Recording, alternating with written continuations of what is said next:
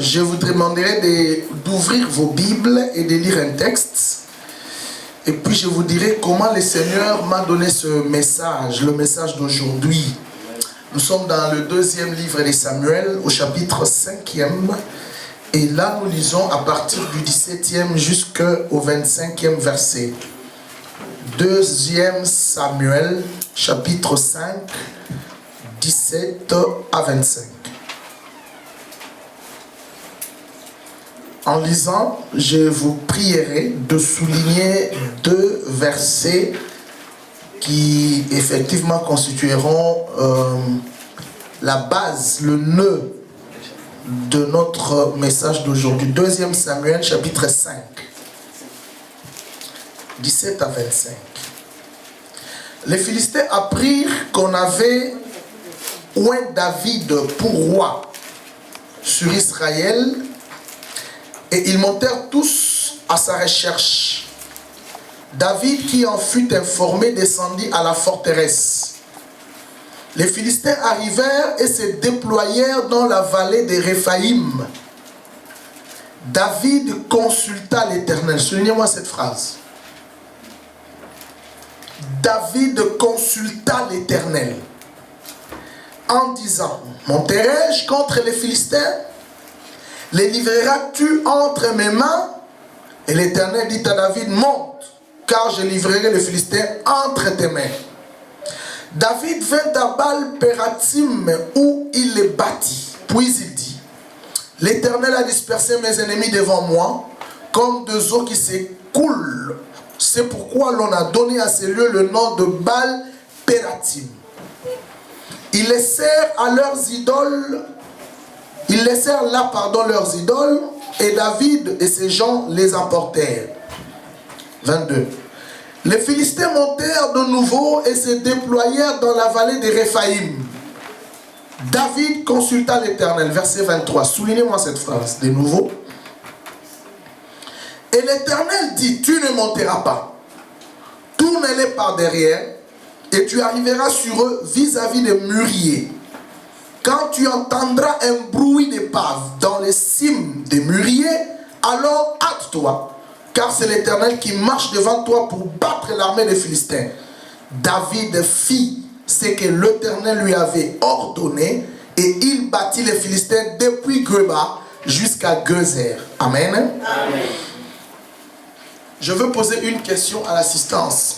Déjà, dès la première vue, ou la première lecture de ces textes, à deux reprises, nous avons lu David consulta l'Éternel. Ma question est celle-ci. Qu'est-ce que nous comprenons par cette phrase David consulta l'Éternel? En bref, moi je pose la question à la salle, donc j'attends que quelqu'un me réponde. Oui. Qu'il dépendait de l'Éternel pour prendre une décision. D'accord. Il dépendait de l'Éternel pour prendre une décision. Oui. Très bien, maman, tu l'as dit. Je voudrais encore que quelqu'un le dise autrement. Qu'est-ce que David voulait savoir? Qu'est-ce qu'il recherchait? Oui, papa. La volonté de Dieu. Voilà. Le thème de ce matin, la volonté de Dieu. Amen. Amen.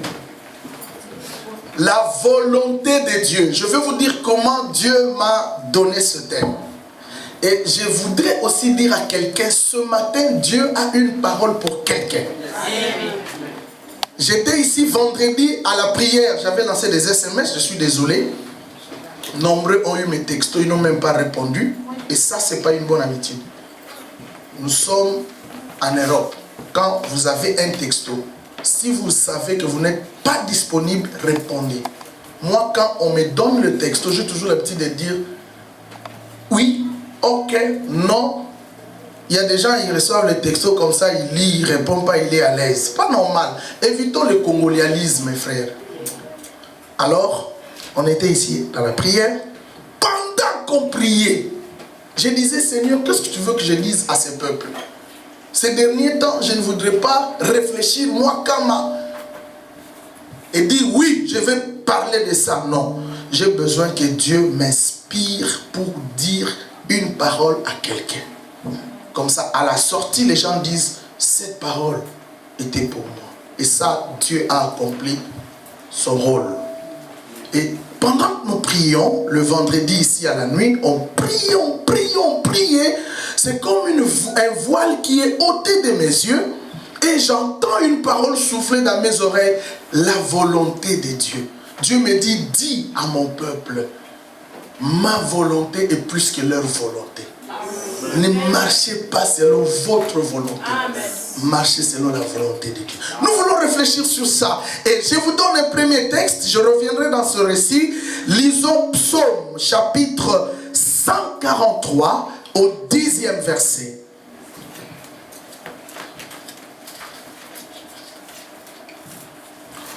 Psaume chapitre 143 verset 10. Diacre Didier, pouvez-vous lire pour nous ce verset?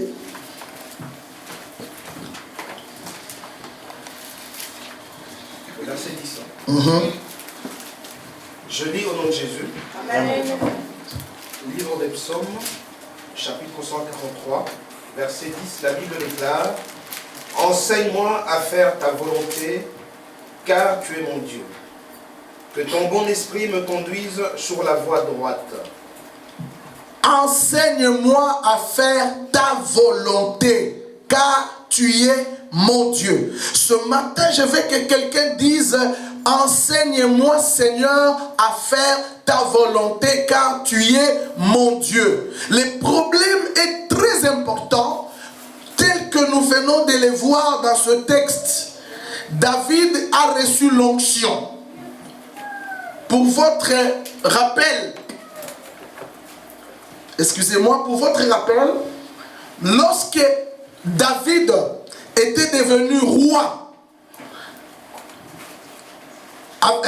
du peuple de Dieu, il était d'abord roi d'une partie du royaume.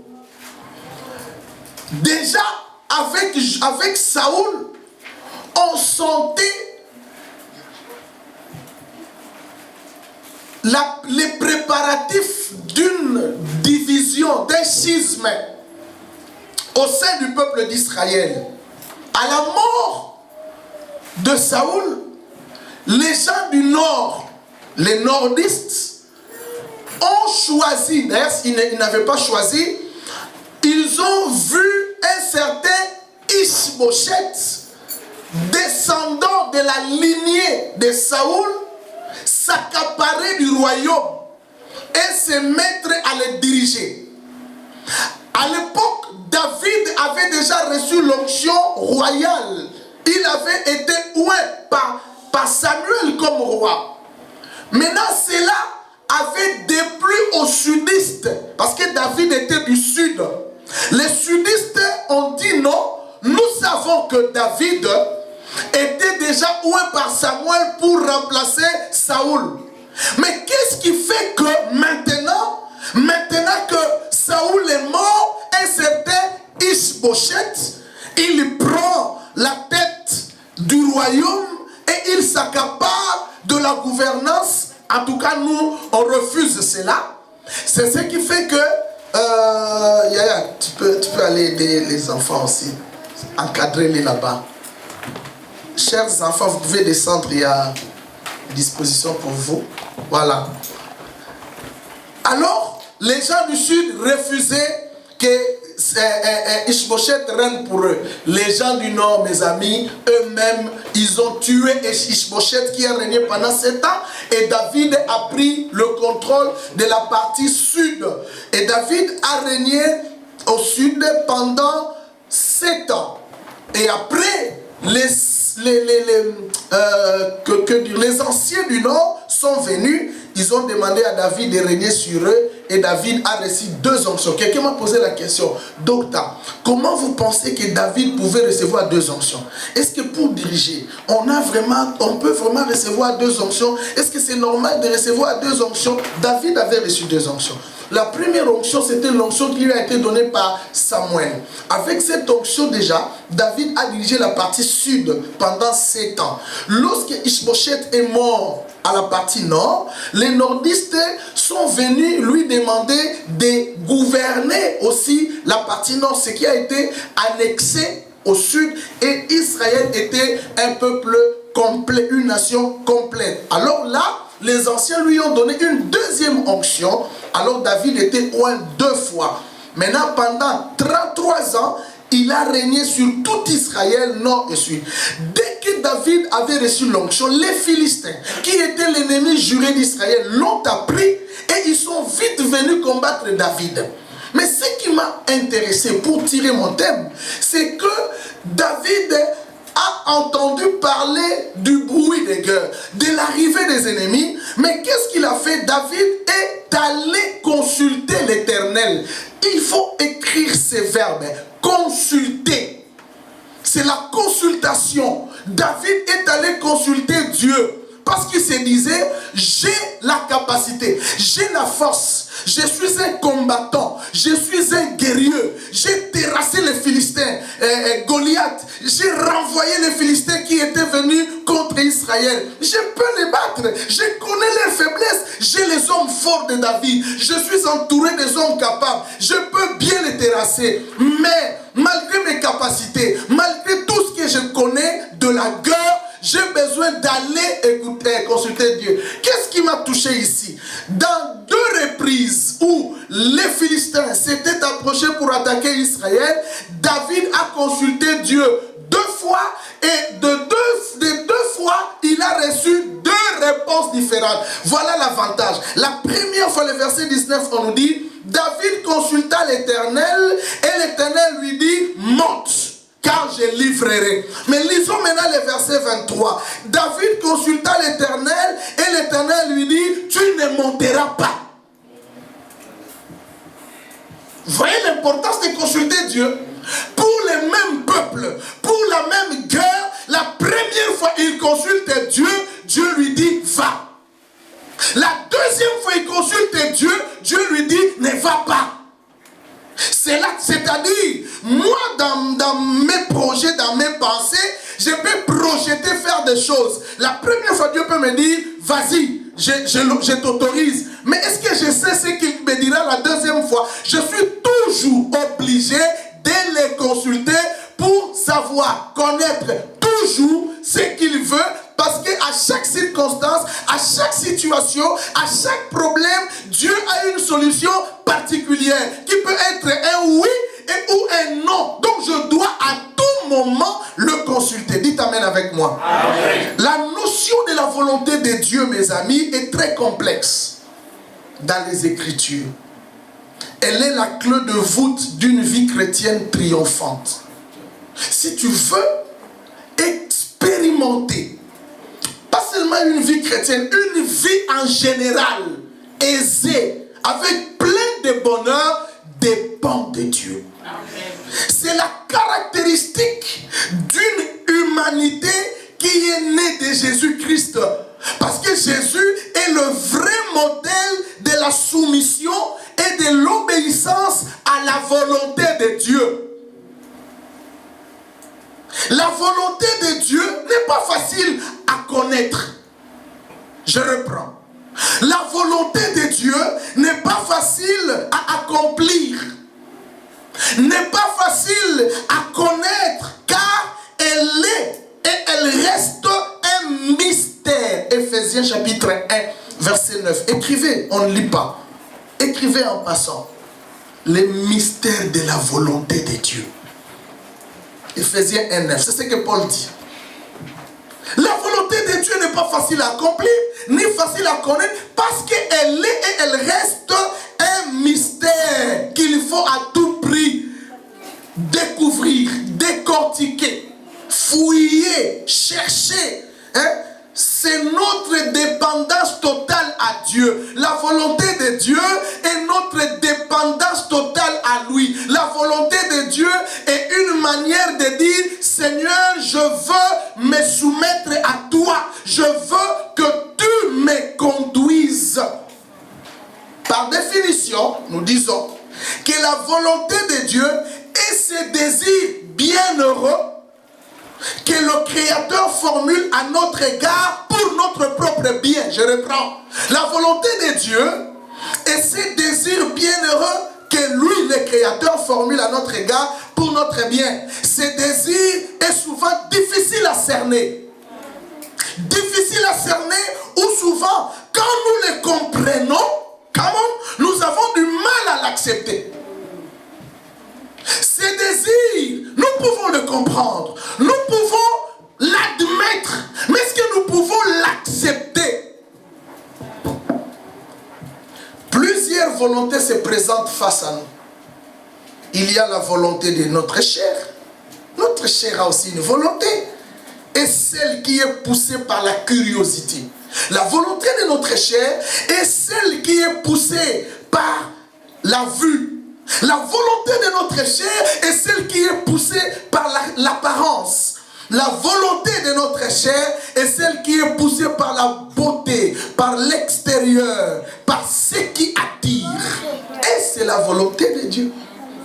Il y a aussi la volonté de notre cœur. La volonté de notre cœur est celle qui émane de nos sentiments, de nos émotions, de nos propres plaisirs. Il y a la volonté de notre entourage. La volonté de notre entourage, elle est celle qui nous est proposée par nos proches, par nos voisins, par nos amis, par nos connaissances. Il y a la volonté des circonstances de la vie. La volonté des circonstances de la vie est celle qui vient a fortiori de notre volonté à cause des circonstances indépendantes de ce que nous vivons. Exemple, l'âge qui avance. Exemple, un besoin pressant, insupportable. Exemple, une décision prise sous l'effet d'une émotion, un plaisir ou une colère. C'est les circonstances de la vie qui me poussent à créer une volonté qui peut ne pas être la volonté de Dieu. Il y a aussi la volonté de nos parents. Elle est celle qui est dictée par nos parents. Il y a aussi la volonté de ce monde. Les manques, par exemple, peuvent faire que je n'ai pas eu la possibilité de terminer mes études. Le monde m'a imposé une volonté. J'étais intelligent, mais je n'ai pas eu de parents qui pouvaient m'aider à terminer mes études. Maintenant, je fais ce que je n'ai pas voulu faire dans la vie. Oh, come on. Le monde a fait des mains réduits au niveau où je n'y croyais le moins, parce que c'est la volonté de ce monde. J'ai fait un métier dans la vie que je n'ai pas désiré. Mon désir, si je pose la question, qu'est-ce que tu voulais devenir? Chacun avait ses ambitions. Mais est-ce que ce sont des ambitions qui s'accomplissent ou qui sont accomplies? Peut-être non. Parce que le monde t'a imposé une certaine volonté. Et tu finis par l'accepter.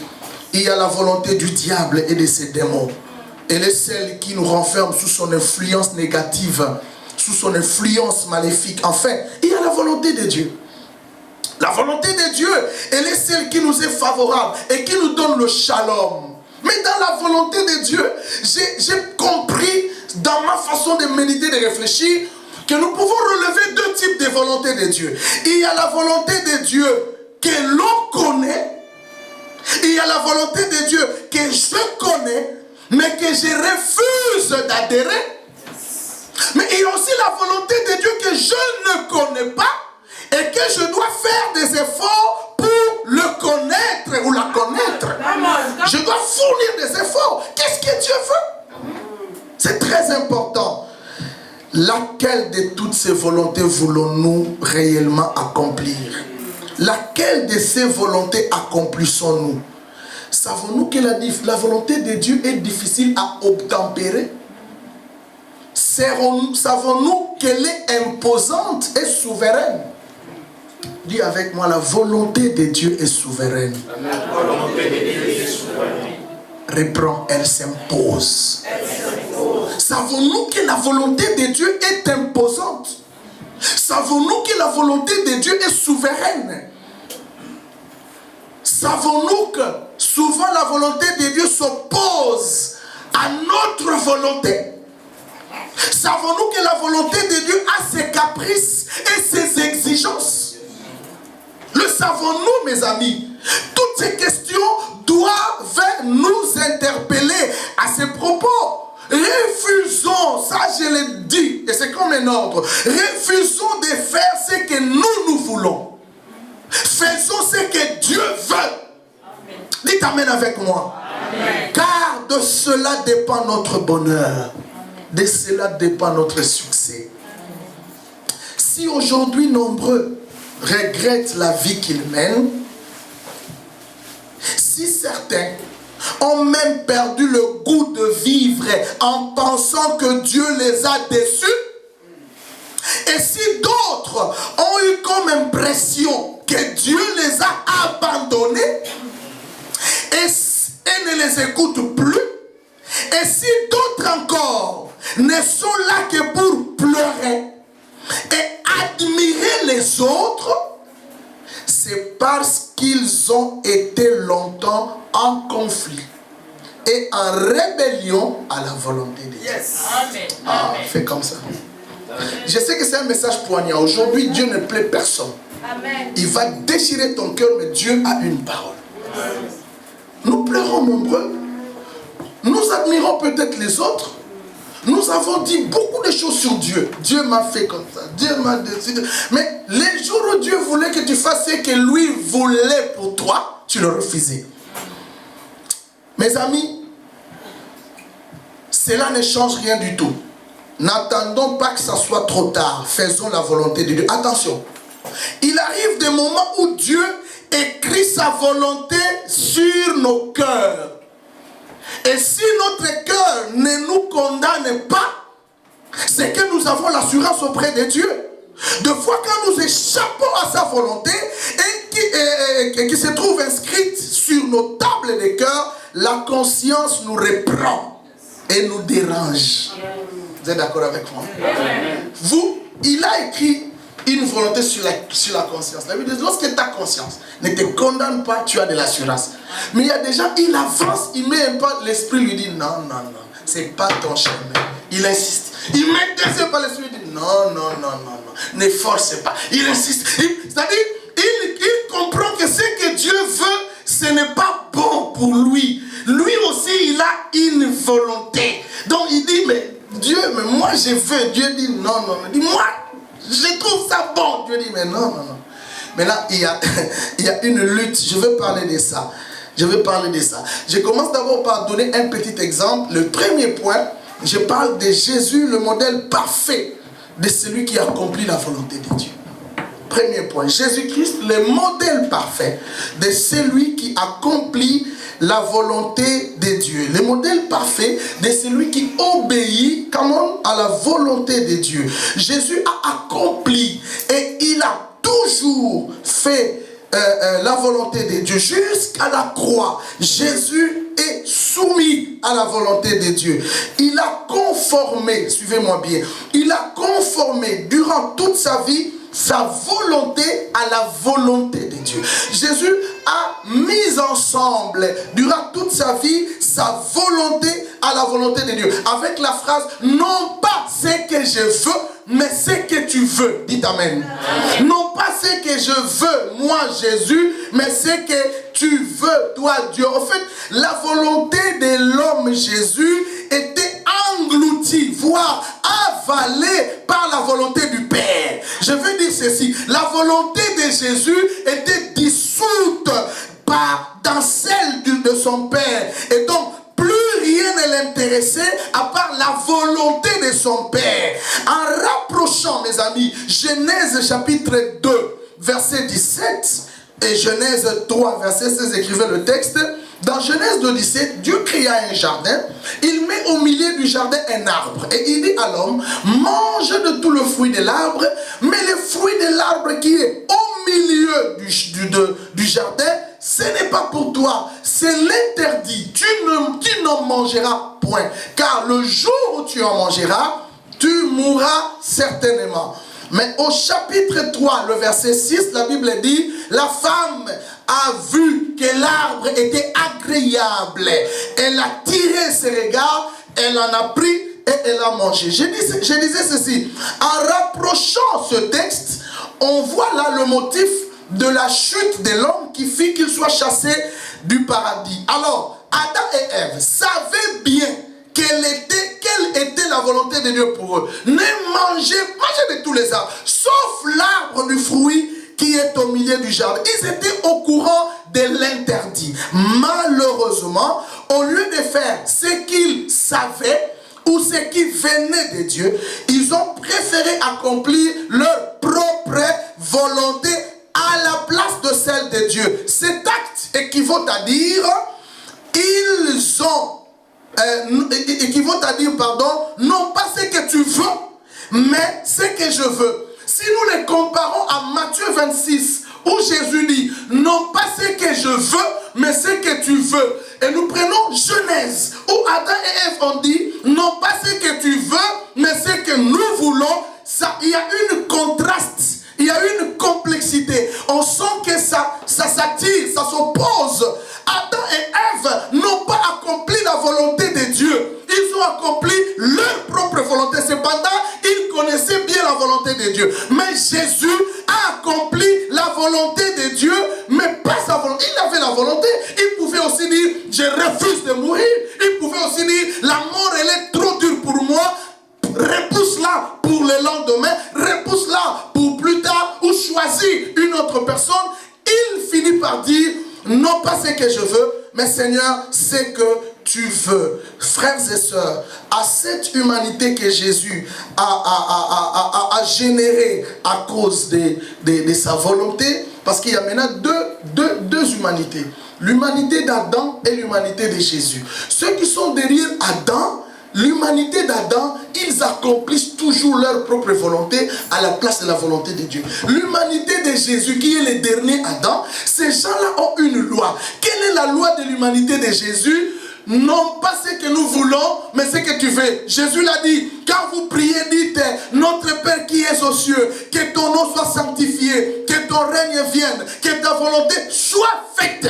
Voilà l'humanité de Jésus. Que ta volonté soit faite sur la terre comme dans les cieux. Cela veut dire, dans les cieux, il n'y a pas la volonté de Kama. Dans les cieux, il n'y a pas la volonté de l'ange. Dans les cieux, il n'y a pas la volonté de Michael. Dans les cieux, il y a la volonté de Dieu. Sur la terre, c'est que cela ne soit pas ta volonté, ni la volonté de Gabriel, ni la volonté de Rachel, mais la volonté de Dieu. Dans ta vie, pas ta volonté, mais la volonté de Dieu. Pas ce que tu veux, mais ce que Dieu veut pour toi. Amen. Amen. Amen. Que ta volonté soit faite dans les cieux comme sur la terre. Amen. Ça, c'est la loi de l'humanité de Jésus. C'est-à-dire ceux qui sont derrière Jésus, ils n'accomplissent pas leur propre volonté. Ils accomplissent la volonté de Dieu. Et c'est pourquoi ils sont heureux. Plutôt les autres sont des malheureux. Parce que dans ma volonté, je vais être déçu. Et je dirais, Dieu m'a abandonné. Dieu ne t'a pas abandonné. Tu n'as pas voulu écouter. Est-ce que tu t'engages? Tu as consulté Dieu? Je mets mon oreille. J'ai dit aujourd'hui, la parole est dans ton cœur. Amen. Dieu parle à ton cœur. Amen. Et c'est l'amour de Dieu. Bien aimé, je donne quelques caractéristiques de la volonté de Dieu pour Jésus. En passant, c'est vite. La volonté de Dieu pour Jésus était sa nourriture. Vous entendez quelqu'un dire, ma nourriture est de faire ta volonté. My God, Jean chapitre 4, verset 34. Lisons-nous ce texte rapidement, diacre Didier.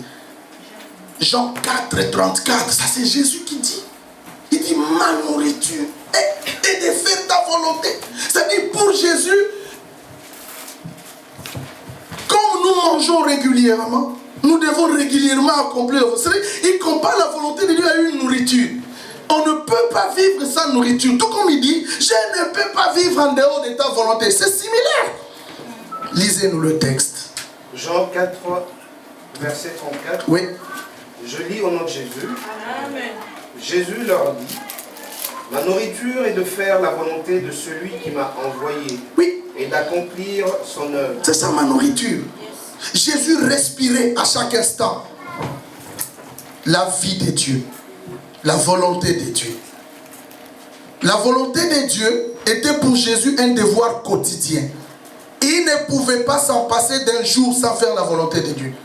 Comme nous mangeons, de même nous devons accomplir la volonté de Dieu. Première caractéristique. Deuxième caractéristique.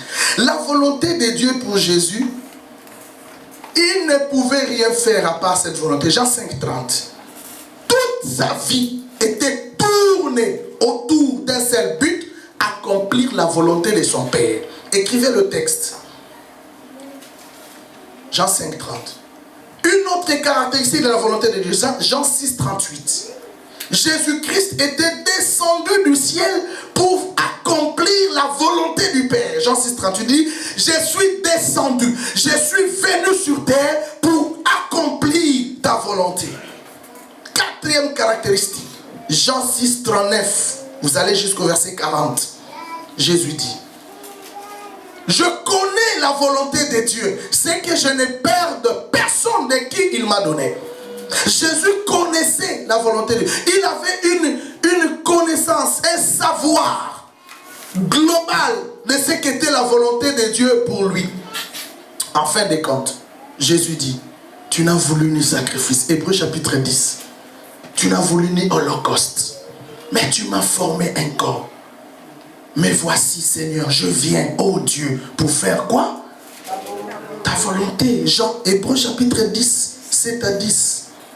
Tu n'as voulu ni sacrifice, ni holocauste, mais tu m'as formé un corps. Mais voici, je viens, ô Dieu, pour faire ta volonté.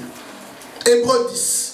C'est pourquoi à sa mort, il a supplanté sa volonté par la volonté de Dieu. Non, c'est que je veux, mais c'est que tu veux. Est-ce que nous pouvons dire comme Jésus? Non, c'est que Kama veut, mais c'est que Christ veut. Deuxième point, le chrétien face à la volonté de Dieu.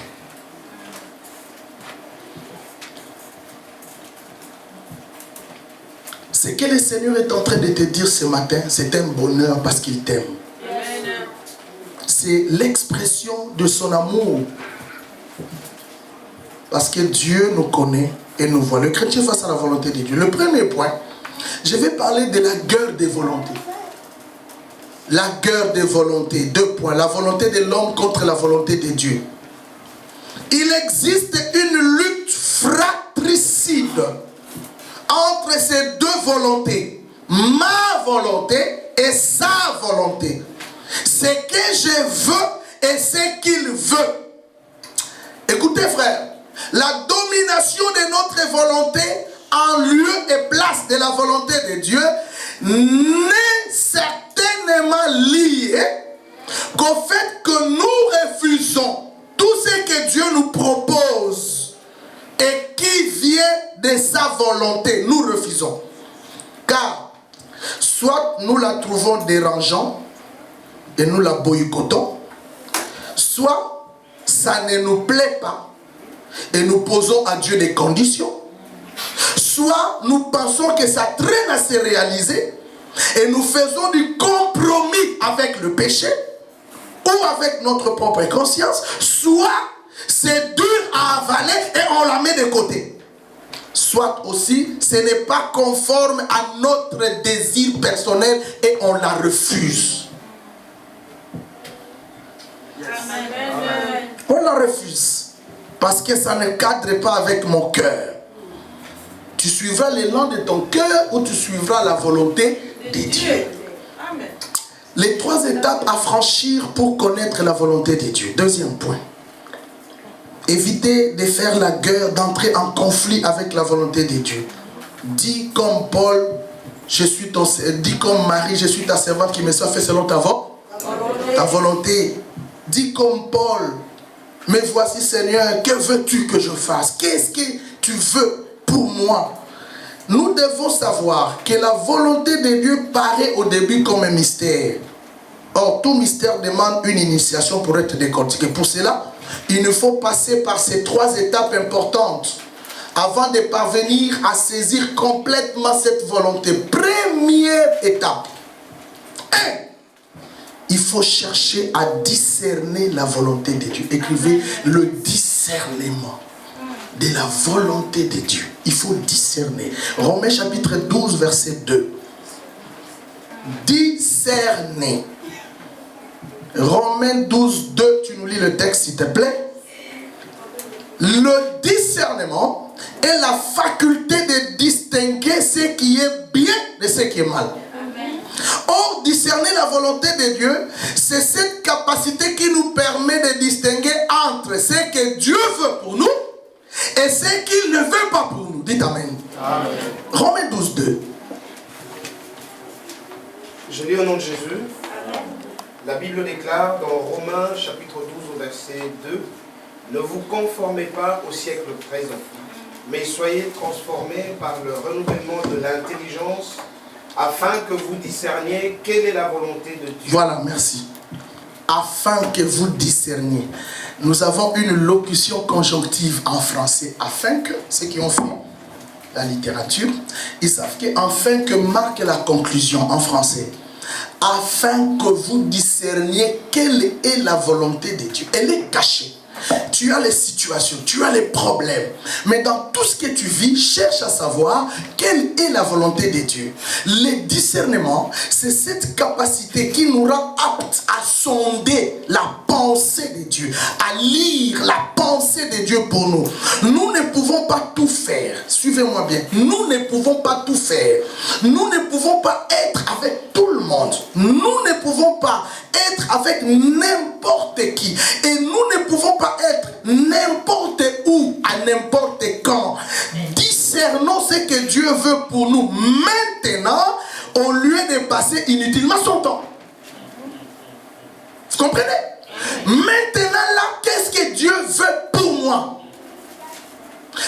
2014, quelle est la volonté de Dieu? Il faut discerner. L'intelligence renouvelée nous permet de discerner. Avec ton intelligence illuminée par le Saint-Esprit, avec ton intelligence éclairée par la révélation, discerne.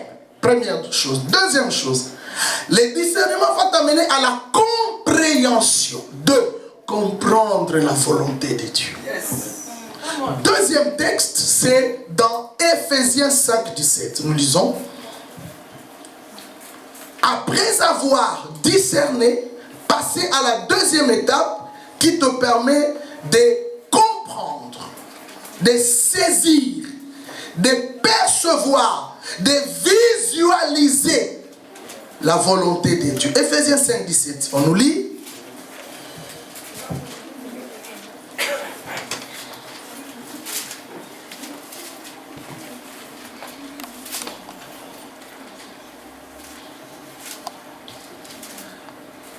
Ouais, c'est pourquoi, dis-toi, ne soyez pas inconsidérés, mais comprenez quelle est la volonté du Seigneur.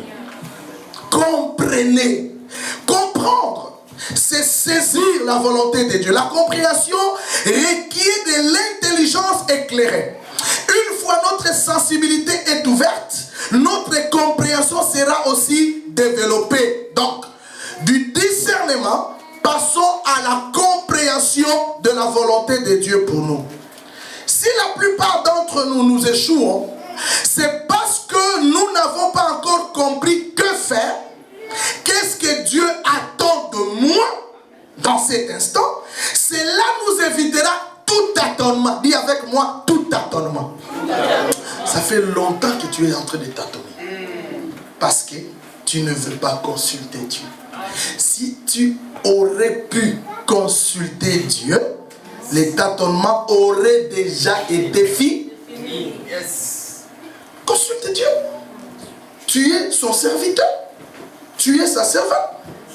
Beaucoup de gens ont peur de consulter Dieu parce que sa conscience lui dit déjà, quand tu iras, il te dira non. Alors, comme il est dérangé dans sa conscience d'entendre ces noms, il préfère rester comme ça dans l'embrouillement, mais il oublie que le temps passe. Évitons de brouillonner. Dis avec moi, brouillonner. C'est mettre au brouillon. Mettons tout au propre. Dieu veut que tu mettes ta vie au propre. Et pour mettre ta vie au propre, va chez celui qui t'aidera de le faire. Qu'est-ce que Dieu attend de nous en cet instant? Si nous les comprenons, cela nous évitera tout essayage. Or, les essayages et les tâtonnements, c'est une perte de temps. Nous devons éviter de brouillonner dans la vie. Mettons tout au propre pour y parvenir. Comprenons, saisissons, touchons la volonté de Dieu. Troisièmement, enfin, connaître la volonté de Dieu. You know la volonté de Dieu. Tu connais la volonté de Dieu. Tu le connais ou tu la connais. Maintenant, obéis par rapport à cela. Acte 22, 14. Connaître la volonté de Dieu. J'ai dit discerner. J'ai dit comprendre. Et maintenant, j'ai dit connaître. Acte 22, 14, on nous lit. Connaître la volonté de Dieu, c'est avoir conscience de ce que Dieu veut pour nous.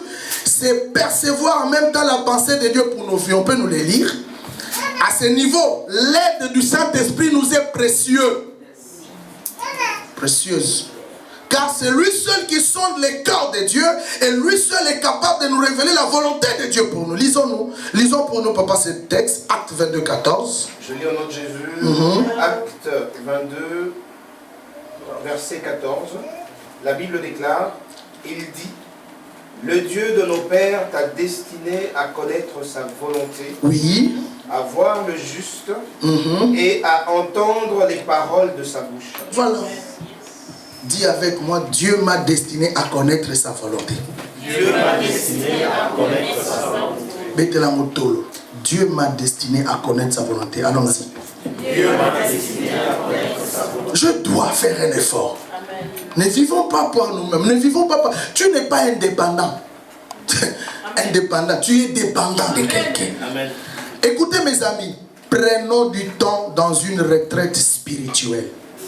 Enfermons-nous quelque part. Posons-lui la question. Seigneur, cet homme me dérange. Moi, je commence à l'aimer. Je ne vais pas risquer. Qu'est-ce que tu veux? Moi, je vais vous donner un témoignage. Tellement que j'étais, depuis longtemps, j'avais la grâce de pouvoir enseigner.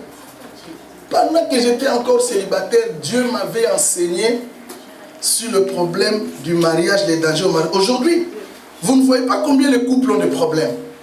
Il y a une semaine, un pasteur m'a appelé de Paris. Il a dit, docteur, j'organise l'anniversaire de mon église. Mais au lieu de faire des fêtes, d'organiser les gens venir manger, j'ai pensé faire une réunion de couple de pasteurs. J'ai loué une salle à Paris. Mais pendant que je réfléchissais sur l'orateur, il dit, docteur, mon cœur, ma tête est allée vers vous. Je lui ai posé la question, pourquoi vers moi? Il dit, papa, on se connaît bien. Amen. Ton couple est pour moi un modèle. Le modèle de ton couple peut bien aider les autres couples. Il y a un mois, j'étais à Rennes, en France, faire le séminaire. Je descends du Thalys à Paris, je trouve le frère Carlito, le musicien. Ah, docteur, ça va papa? On dit ça va. Ça fait longtemps, je dis oui. On s'était vu, j'étais à Utrecht, il y a quelques années passées pour un séminaire. Ils étaient invités pour chanter. Il me dit, papa, j'ai quelque chose qui est beaucoup resté dans mon cœur depuis la première fois que je vous ai vu. J'ai dit, laquelle? Il dit, le jour où je vous ai vu à Utrecht, ce n'est même pas question de l'enseignement parce que vous avez très bien enseigné, j'étais béni. Mais je vous ai vu avec votre femme. Quand je vous ai vu, j'ai dit, voilà l'homme de Dieu. Amen. Je lui ai dit, pourquoi? Il dit, mais aujourd'hui, les pasteurs ne se promènent plus avec leur. C'est pour ça. C'est la vérité. Alors, je commence à réfléchir sur ça. J'ai dit, oui, nous devons être des modèles. Mais vous savez, si aujourd'hui je prends tous ces échos, ça parvient à mes oreilles. Parce qu'avant de m'engager, écoutez-moi, j'étais pasteur, connaissant les dangers du mariage hors volonté de Dieu. Avant de m'engager. Et elle l'a proposé. Et mon groupe d'intercession en prière, je lui ai dit, nous écoutons Dieu. Si Dieu refuse et qu'il trouve que toi et moi, on est un combat, je ne peux pas rester. Je veux obéir à Dieu plutôt qu'aux hommes. Tu es belle, je t'aime. Vous avez ce qui toque. Regardez Rachel, elle est toujours jeune. Aujourd'hui, un frère l'a vu, il a dit, tu es la petite sœur d'Eden ou la maman d'Eden? J'ai dit, elle est toujours comme ça. J'ai fait un choix. Amen. Il y a eu le spirituel et le physique aussi qui a compté. Parce qu'on gère tellement les visages, on s'est dit Seigneur. Je ne vais pas être emporté par d'autres visages. C'est pourquoi pour moi, on a si la tiaka ici là pour nous. J'ai dit malgré ta beauté maman, si Dieu dit non, parce que je venais d'être déçu. Si Dieu dit non, niet. Quand nous sommes allés prier en jeûne, premier jour, pas de réponse. Deuxième jour, pas de réponse. J'ai dit à des jeunes, ne sortirez pas d'ici. Il vomissait de l'eau verte. Pourquoi? Parce qu'il était tellement jeune, il est débordé, il ne sait plus rien faire. J'ai dit, on dira ici dès que Dieu dira. Pas de manger, pas de boire. Et le quatrième jour, tous fatigués, épuisés. Dieu dit, mon enfant, mon serviteur, comment tu veux que je te parle? C'est elle. J'ai dit, la retraite termine aujourd'hui. Mangeons et buvons. Mais demain, nous ne mourrons pas. J'ai de l'assurance. Vous rigolez, mais c'est la vérité. J'ai de l'assurance et la preuve. L'année prochaine, nous allons fêter 20 ans de mariage. Dis avec moi 20 ans de mariage. 2 et 0. Est-ce que c'est peu? Non. Un jour, un oncle de Rachel m'a appelé et dit, bon frère, 15 ans. Il me savait dire mon bail. Parce que lui-même, c'est un divorcé. En fait, je ne rigole pas pour les divorces. Mais j'ai dit, nous avons commis des erreurs au départ. Vous comprenez? Si tu es au départ, cherche Dieu. C'est un conseil.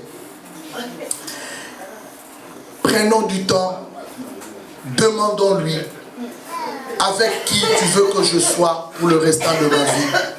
Arrêtons de gaspiller le temps dans l'incertitude. Le temps est tellement précieux qu'il faut déjà passer à autre chose car Jésus revient bientôt. Quand est-ce que tu te réjouiras de la femme de ta vie ou de l'homme de ta vie? Quand est-ce que tu mangeras le fruit de ton travail? Quand est-ce que tu bénéficieras des labeurs de tes semences? Parce que tu ne veux pas aller droit à la volonté de Dieu. Ainsi, mes amis, nous devons connaître la volonté de Dieu au sujet de nos relations sentimentales et mariage. Connaître la volonté de Dieu au sujet de nos affaires. Quand? Quoi faire? Comment et avec qui faire des affaires. Connaître la volonté de Dieu au sujet de nos projets. Ce que nous projetons faire, est-ce que c'est dans la volonté de Dieu? Par exemple, acheter ou vendre, travailler, est-ce que c'est dans la volonté de Dieu? Connaître la volonté de Dieu pour nos ministères, pour nos vies. Connaître la volonté de Dieu pour nos voies. Pour celles que nous pensons, les voies que nous pensons suivre ou qui nous intéressent le plus. Connaître la volonté de Dieu pour notre église, notre assemblée. Connaître la volonté de Dieu pour nos familles, pour notre couple, etc. Nous ne connaissons pas plus que Dieu. Laissons à Dieu qui nous connaît plus que nous-mêmes, nous proposer ce que nous devons faire et avec qui nous allons vivre et surtout ce que nous devons absolument comprendre. Je vous donne les 4 portes. Point C. Les 4 portes de la volonté de Dieu dans nos vies. Les 4 portes de la volonté de Dieu dans nos vies. La volonté de Dieu, c'est pas seulement, oui, j'ai fait la volonté de Dieu. Mais la volonté de Dieu nous ouvre 4 portes. La première porte, accomplir la volonté de Dieu est la porte d'entrée dans le royaume de Dieu. Matthieu 7, 21. Accomplir la volonté de Dieu est la porte d'entrée dans le royaume de Dieu. Ceux qui me disent, Seigneur, Seigneur, n'entreront pas tous dans le royaume de Dieu. Mais celui-là seul qui fait la volonté de mon Père qui est dans les cieux. C'est l'une des conditions pour entrer dans le règne de Dieu. Écoutez comment Jésus parle ici. Il dit, ceux qui me disent, il commence au pluriel, à la 3e personne du pluriel. C'est nombreux. Ceux qui me disent Seigneur, Seigneur. L'expression ceux qui me disent Seigneur, Seigneur signifie ceux qui adorent Dieu, ceux qui prient Dieu, ceux qui donnent à Dieu. C'est bon, c'est merveilleux. Mais ce qui est mieux, mon ami, c'est de faire sa volonté pour rentrer dans le royaume de Dieu. Il dit, ceux qui me disent Seigneur, Seigneur, n'entreront pas tous. Mais parmi ceux qui me disent Seigneur, Seigneur, seul c'est lui. Oh yes. Il quitte le pluriel, il rentre dans le singulier. Ce n'est pas tous. Parce que nous venons adorer, parce que je chante, parce que je suis pasteur, parce que je prêche, parce que je suis partenaire. Ce n'est pas cela, mais c'est lui-là qui fait la volonté de Dieu. Il entrera. C'est très important. Donc, ne pas faire la volonté de Dieu est comme une barrière, si vous voulez, à accéder au règne de Dieu. C'est profond, hein? Ne jouons pas la volonté de Dieu. Deuxième porte. Accomplir la volonté de Dieu est la porte de l'exaucement. Pourquoi tu te dis Dieu ne t'exauce pas? Parce que Dieu trouve que tu ne fais pas sa volonté. Comment va-t-il t'exaucer? Écrivez Jean chapitre 9 verset 31. Nous savons que Dieu n'exauce point les pécheurs. Mais si quelqu'un l'honore et fait sa volonté, c'est celui-là qui l'exauce. Je reprends. Si quelqu'un l'honore et fait sa volonté, c'est celui-là qui l'exauce. Tu veux que Dieu t'exauce, mais Dieu te trouve, tu es toujours loin de sa volonté. Comment va-t-il t'exaucer? C'est la porte de l'exaucement. Tu veux que Dieu entende tes prières, commence d'abord par faire ce que lui veut. Troisième porte, accomplir la volonté de Dieu est la porte de notre fraternité avec Jésus. Matthieu 12, 50. C'est la porte de la fraternité avec Jésus. Quiconque fait la volonté de mon Père qui est dans les cieux, celui-là est mon frère. Quiconque fait la volonté de mon Père qui est dans les cieux, celle-là est ma soeur. Quiconque fait la volonté de mon Père qui est dans les cieux, celle-là est ma mère. Qui est ma mère? Qui est mon frère? Qui est ma soeur? Celui qui fait la volonté de mon Père. Même pour l'exaucement, Dieu n'écoute pas. Pour être frère et sœur, mère de Jésus, il faut vivre dans la volonté du Père. Les enfants d'une même famille accomplissent tous la volonté d'un même Père. Tu es de la famille de Jésus, fais comme Jésus. Accomplis la volonté. Si tu n'accomplis la volonté de Dieu, tu n'es pas dans la famille de Jésus. Jésus n'est pas ton grand frère. Tu as un autre grand frère, alors fais la volonté de ton grand frère. Mais si Jésus est ton grand frère, même si cette volonté est à l'encontre de ta volonté, accomplis-la. C'est ton bonheur.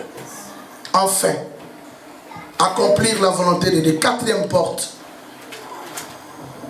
c'est la porte à l'écoute. C'est la porte à l'écoute. 1 Jean 5, 14, 15.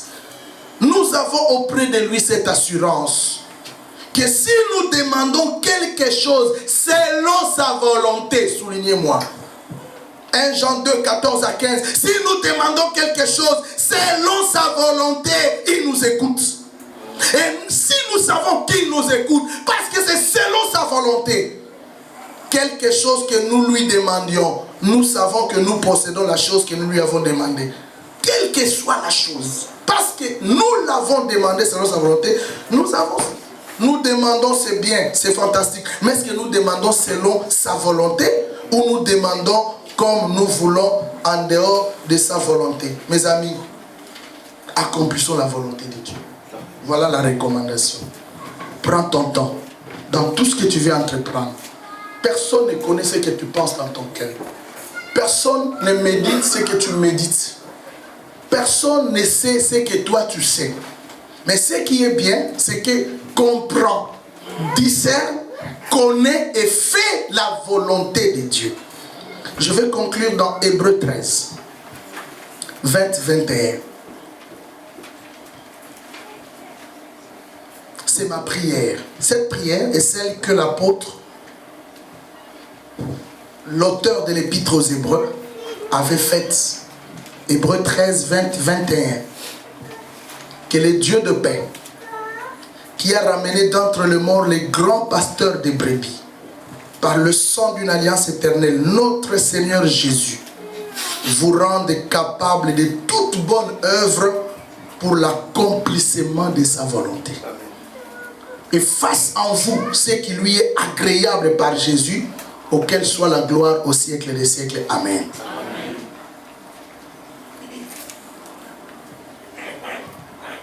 Un bien-aimé est venu me donner le message.